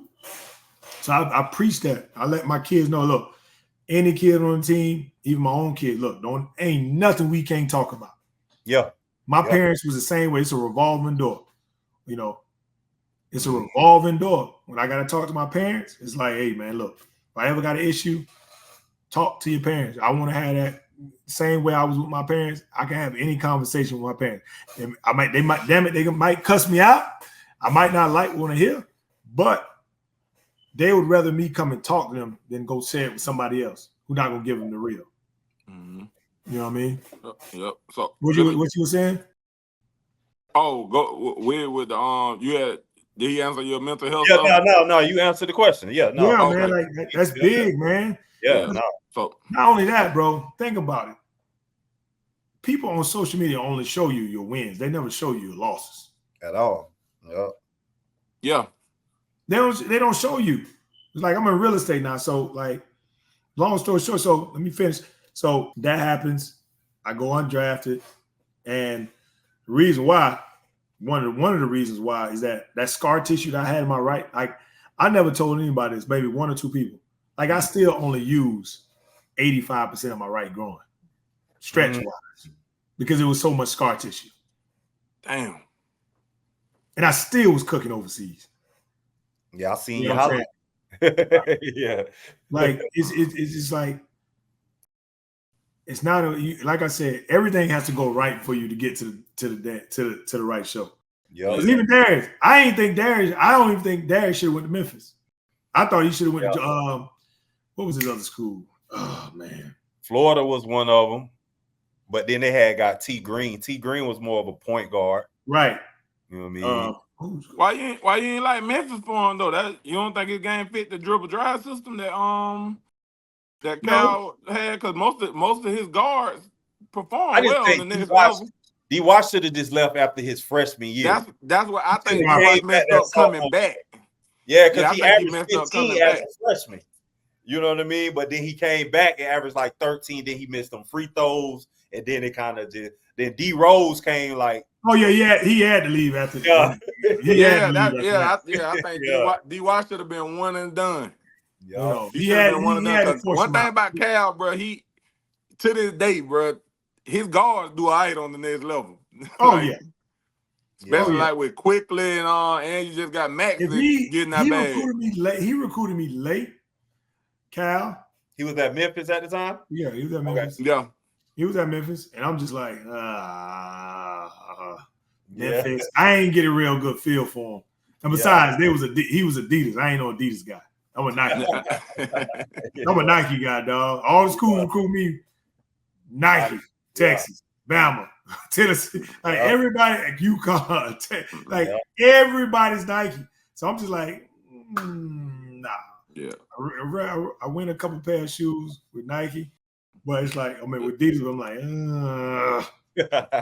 you ain't getting no Yeezys or nothing, right? No, man. Hey, no, man. I just like when it's funny because Stat was like, yo, bro, hey, man, let's go to Memphis together. I said, that's how he sound too. Stat. Nigga, that would be hard. You ain't going to no damn school, bro. Who you lying to, bro? You done been to 4 high schools, bro. You ain't got the grades, man. Come on, man. Get out of here, man. Yeah, that was fooling nobody. County boy too, though, right? Yeah. But listen. Yeah. I tell people this. From 7, you got to think, I'm from Lake Wales too.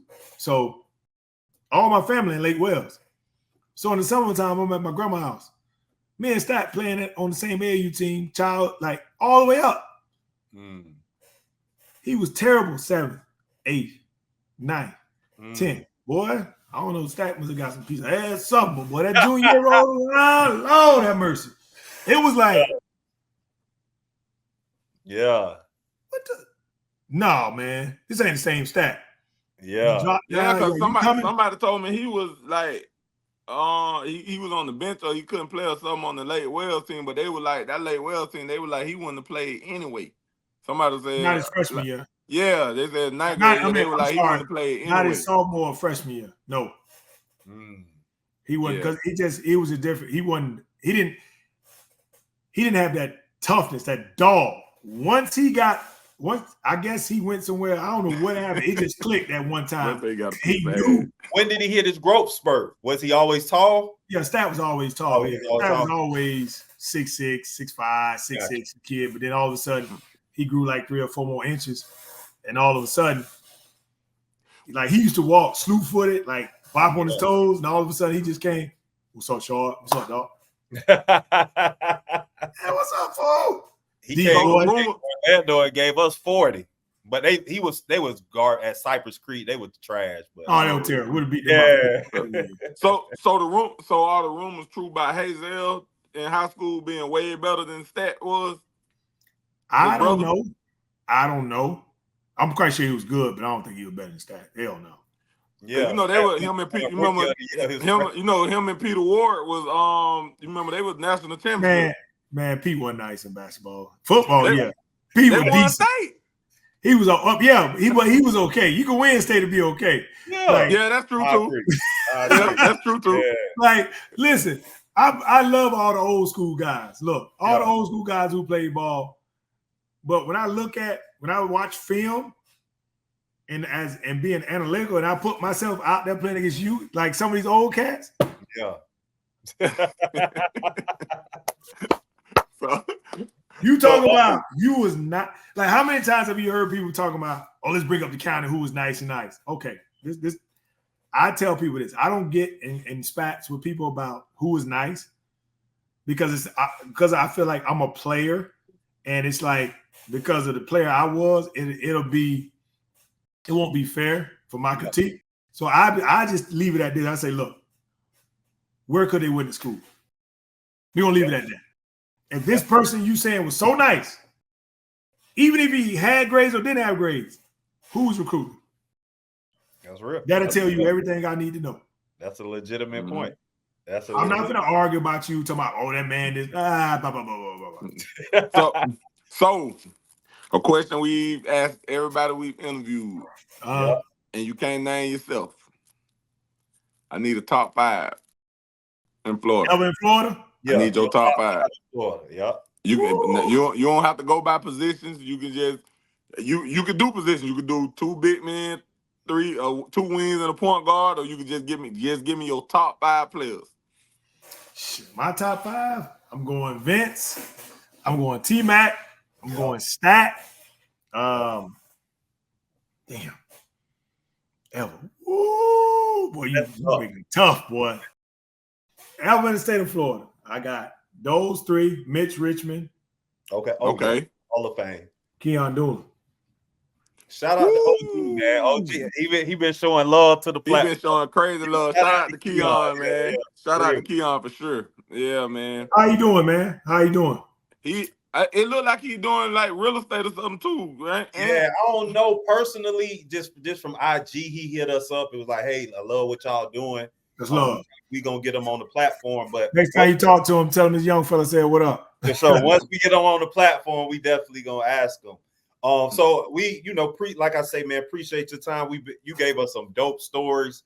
Yeah, man. We always listen. Anytime I can help you guys, man, I'm here, bro. You like. I always say, man, I ain't Hollywood. I'm me, bro.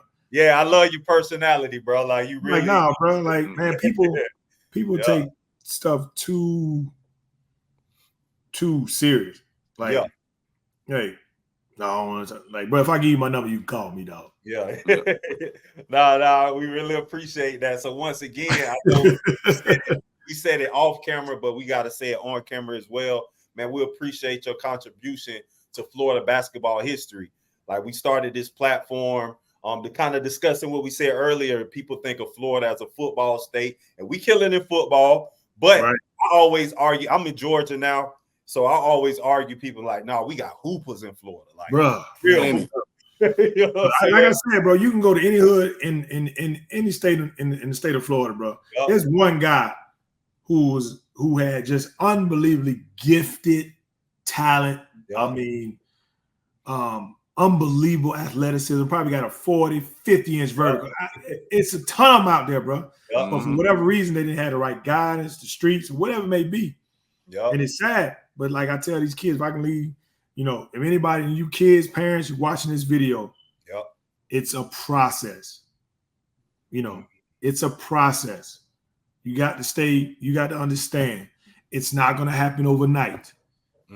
It's not going to happen overnight. You don't know how tall your kid is going to be. A lot of things have to happen to get to the highest level of basketball. Like a lot of things. You got to be this school. You got to go to this school. The right things got to happen. But don't worry about that. You can't pull the cart before the horse. You got to get focused on which is more important. For example, my son, we train.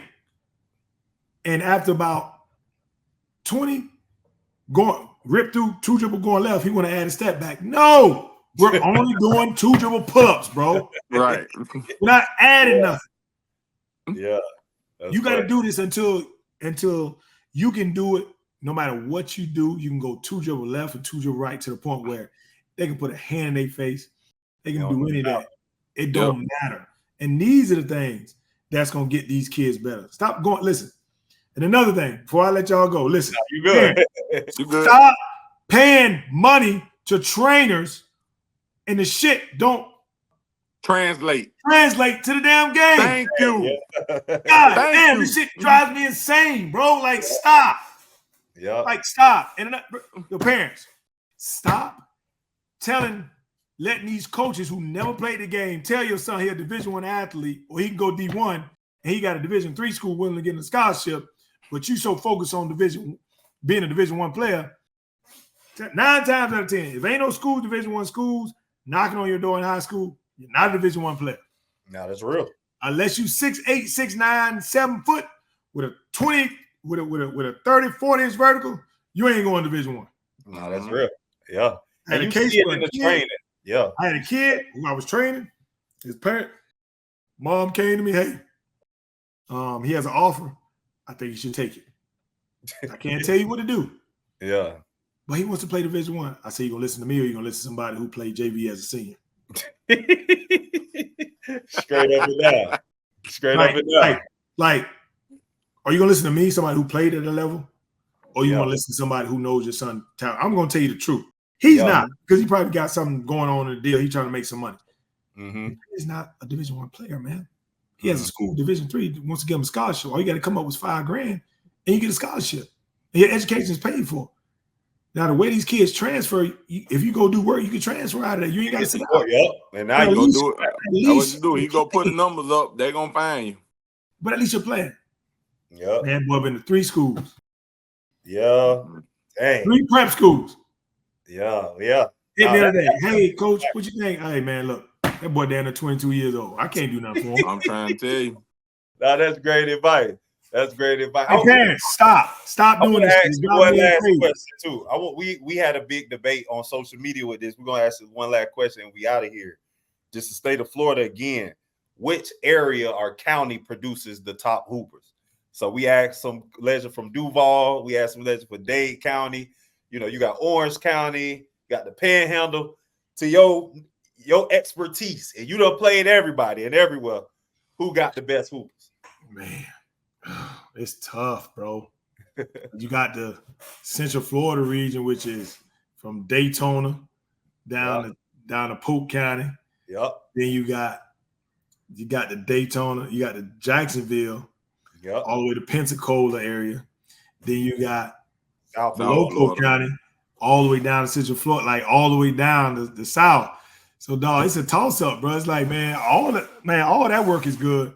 Yeah, it is. I love it because ain't no good players. I remember when you played ball, if you wasn't good, you didn't make the team.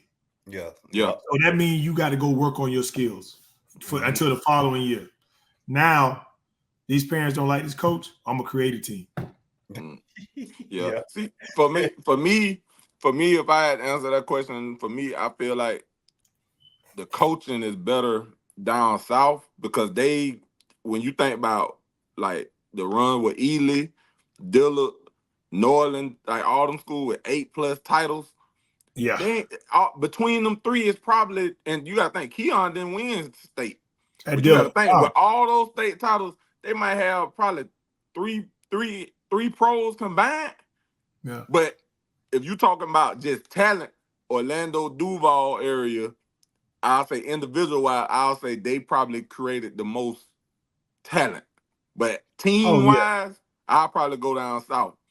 Yeah, I would say that because my oldest brother, he beat Eddie Jones and Pomino beat Ely when he was at Barnes. Eddie Jones went to Ely? We got to do one on Eddie. Yeah, okay. Yeah, Jones with the Ely. I was a little boy going to the game. You know what I'm saying? Eddie was that deal. Eddie was an all-star in the league. The curl too, boy.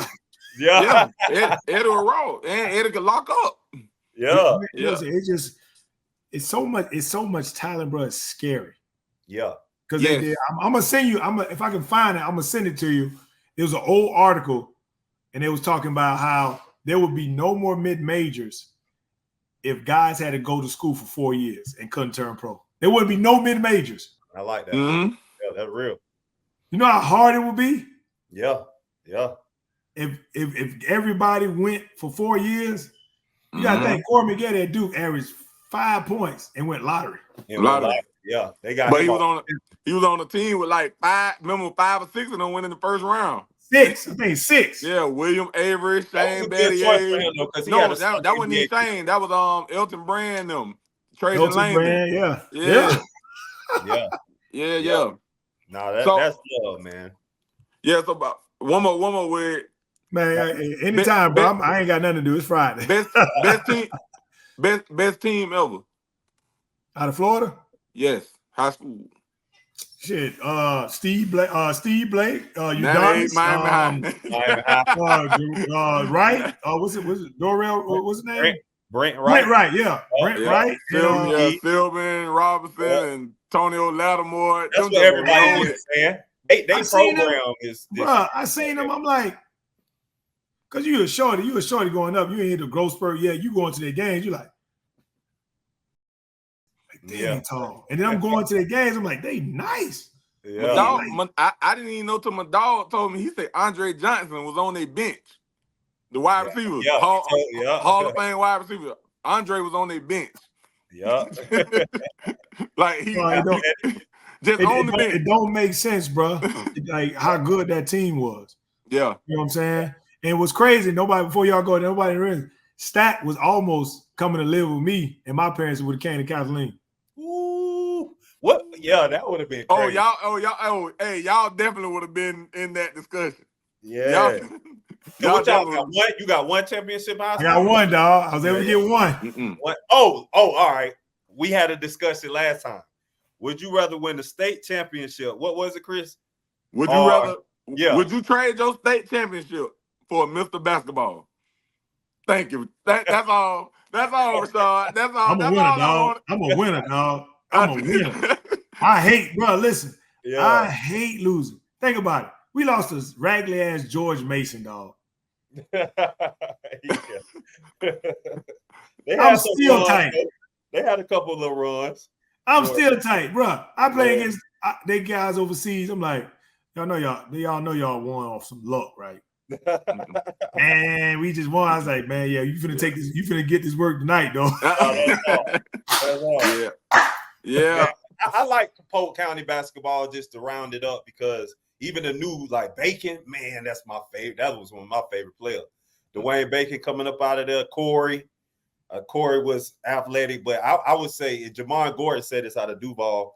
You know, Polk got the best like big guard. Man, Jamon didn't give me that damn tape, man. He still got that Jackson. We beat them my junior year. He still got that tape. He got all the footage. He got all of it. Got so he much gave us footage. So much footage. I told him, I said, look, I told him, I said, yo, man, when you doing your block party? I said, yeah, but I'm gonna stay at the crib. All right. Nah, nigga, I know what you trying to get that tape. He damn right. He got a lot of foot. He got all the tapes, bro. I'm like, he got everything. I can't, bro. I gotta go with my parent. My mom has all. She got it put up. It's probably in the attic, I gotta find it. But I got all my high school stuff, bro. That's crazy. And I'm just like, I gotta find this stuff. She's like, boy, I ain't moving all that stuff. But I'm like, man, I gotta show my son this. Yeah. Because with me telling him like what it takes, like for instance, you told him to do something, do it. Yeah. If I tell him, hey son, do it like this way, he'll go through the motions until I get on his ass. I literally gotta piss him off, make him mad, and then he want to start playing hard. Then he like that. That's why I let my homeboy train my son too, because I just feel like he need to hear it from a different voice, because he's always gonna see me as daddy. You know what I'm saying? He always gonna see me as daddy, but when he hear, like he say all the time, he was like, yeah, Dad, you be saying some of the same stuff Coach CT be saying. But it's just because they're young and they don't really understand yet. They understand who we are, but they don't know. They like, man, I hear that all the time. It's like, man, whatever. But guarantee it, wait till you get 13, 14 and it start clicking and he cooking. He be like, hey, Dad, look at player. I got to get better. I'm waiting that day till all his stuff come together and he just like, oh, I'm frying him, Dad. Yeah. Oh, yeah. That's when he gonna get real fun. So I'm like, oh yeah, now I can really get dirty with this little joker. Elbows in there, get close. Yeah.